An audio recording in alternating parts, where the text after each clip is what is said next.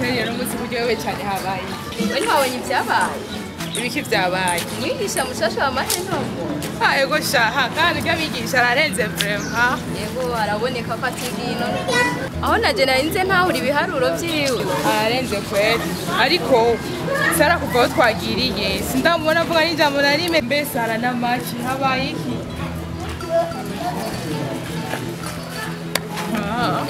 Umukobwa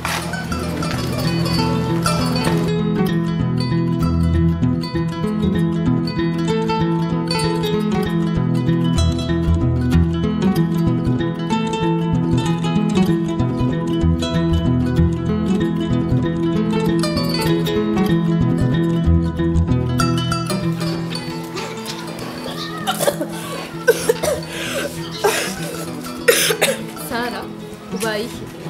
Namaki wabaye iki? Barira.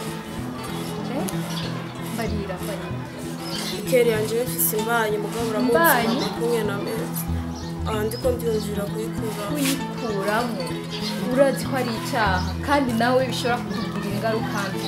Ibyo nakubikiye amabanga menshi. Ibyo ntituri kumwe. Nukuri. Ibyo mwavuze byose namwumvise ngo ufise iki? Mama, mfise inda y'umwana wa président.